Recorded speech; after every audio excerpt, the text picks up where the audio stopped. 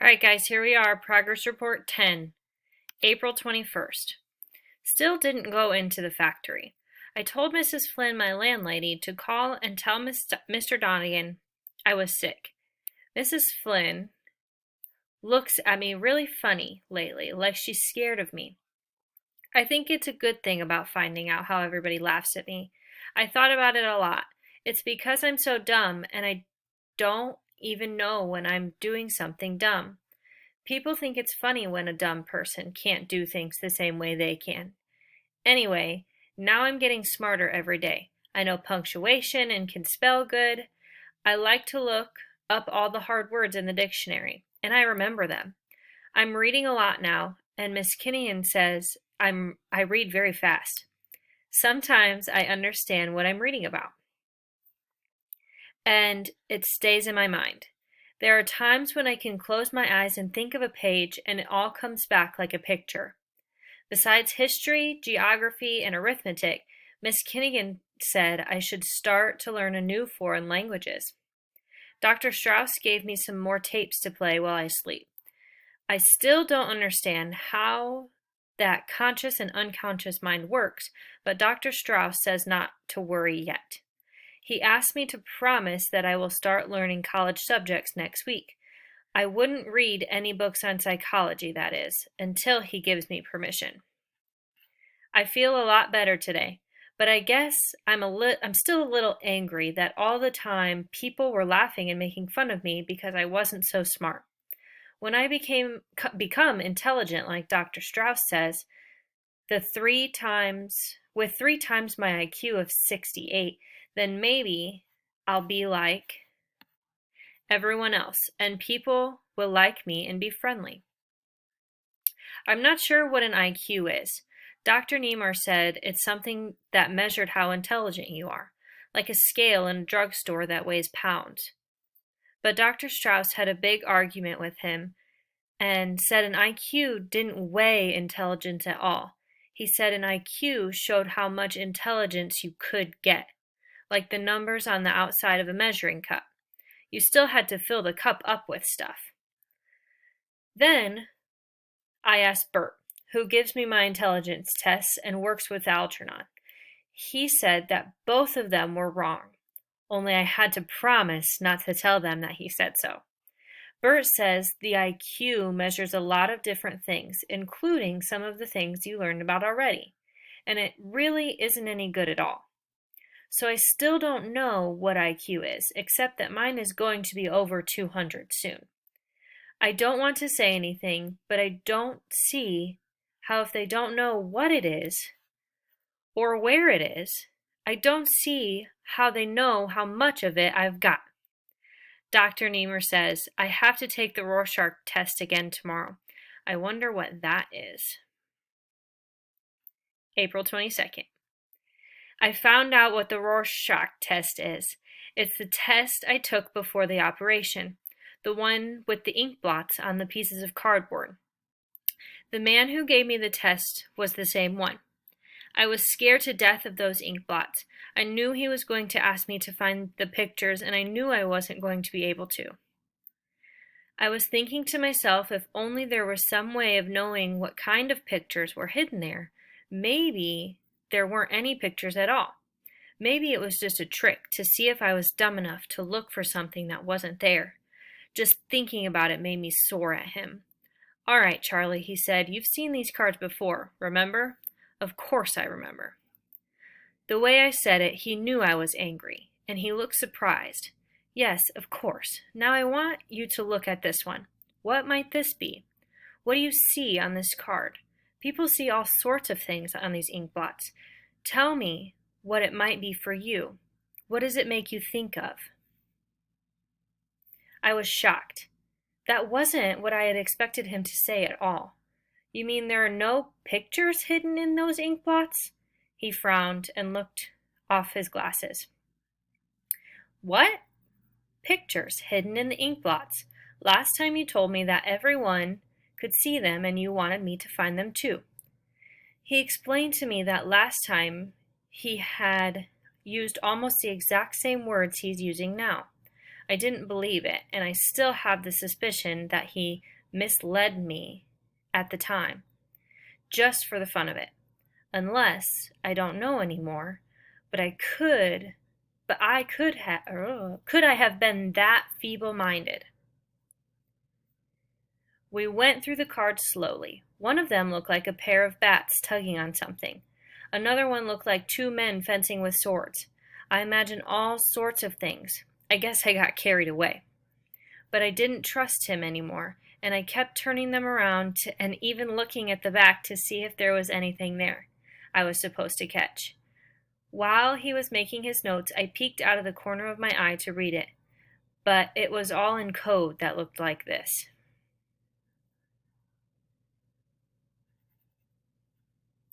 The test still doesn't make sense to me. It seems to me that everyone could make up lies about things they don't really see. How could he know I wasn't making a fool of him by mentioning things that I didn't really imagine? Maybe I'll understand it when Dr. Strauss lets me read up on psychology. Okay, April 25th. I figured out a new way to line up the machines in the factory, and Mr. Donegan says it will save him $10,000 a year in labor and increase production. He gave me a $25 bonus. I wanted to take Joe Karp and Frank Riley out to lunch to celebrate, but Joe said he had to buy some things for his wife, and Frank said he was meeting with his cousin for lunch. I guess it'll take some time for them to get used to the changes in me. Everybody seems to be frightened of me. When I went over to Amos Borg and tapped him on the shoulder, he jumped up in the air. People don't talk to me much anymore, or kid around the way they used to. It makes my job kind of lonely. April 27th. I got up the nerve today to ask Miss Kinnian to have dinner with me tomorrow night to celebrate my bonus. At first she wasn't sure it was right, but I asked Dr. Strauss and he said it was okay. Dr. Strauss and Dr. Niemer don't seem to be getting along so well. They're arguing all the time. This evening when I came in to ask Dr. Strauss about having dinner with Miss Kinnian, I heard him shouting. Dr. Niemer was saying that this is his experiment and his research, and Dr. Strauss was shouting back that he contributed just as much because he found me through Miss Kinnian and he performed the operation. Dr. Strauss said that someday thousands of neurosurgeons might be using his technique all over the world. Dr. Niemer wanted to publish the result of the experiment at the end of this month. Dr. Strauss wanted to wait a little while longer to be sure. Dr. Strauss said that Dr. Niemer was more interested in the chair of psychology at Princeton than he was in the experiment. Dr. Niemer said that Dr. Strauss was nothing more than an opportunist who was trying to ride to glory on his coattails. When I left afterwards, I found myself trembling. I didn't know why for sure, but it was as if I'd seen both men clearly for the first time. I remember hearing Bert say that Dr. Niemer had a shrew of a wife and who was pushing him all the time to get things published so that he could become famous. Bert said that the dream of her life was to have a big-shot husband. Was Dr. Strauss really trying to ride on his coattails? April 28th. I don't understand why I never noticed how beautiful Miss Kinnian really is. She has brown eyes and a feathery brown hair that comes to the top of her neck. She's only 34. I think from the beginning I had the feeling that she was unreachable genius and very, very old. Now every time I see her, she grows younger and more lovely. We had dinner and a long walk. When she said I was coming along so fast that soon I'd be leaving her behind, I laughed. It's true, Charlie. You're already a better reader than I am. You can read a whole page at a glance while I take it in only a few lines at a time. You remember every single thing you read. I'm lucky if I can recall the main thoughts and the general meaning. I don't feel intelligent. There are so many things I don't understand. She took out a cigarette, and I lit it for her. You've got to be a little patient. You're accomplishing in days and weeks what it takes normal people to do in half a lifetime. That's what makes it so amazing. You're like a giant sponge now, soaking things in. Facts, figures, general knowledge, and soon you'll be able to connect them too. You'll see how the different branches of learning are related, and there are many levels, Charlie, like steps on a giant ladder that take you up higher and higher to see more and more of the world around you. I can see only a little bit of that, Charlie, and I want to go much higher than I am now. But you'll keep climbing and up and see more and more, and each step will open new worlds that you've never even knew existed. She frowned. I just hope to God. What?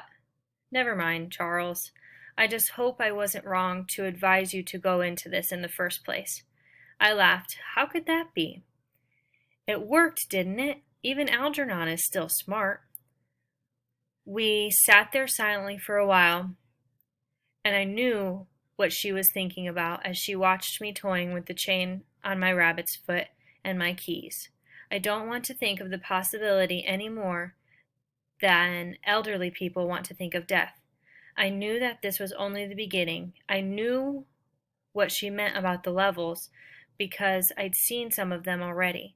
I thought of leaving her behind made me sad. I'm in love with Miss Kinnian. Okay, guys, that's all I have.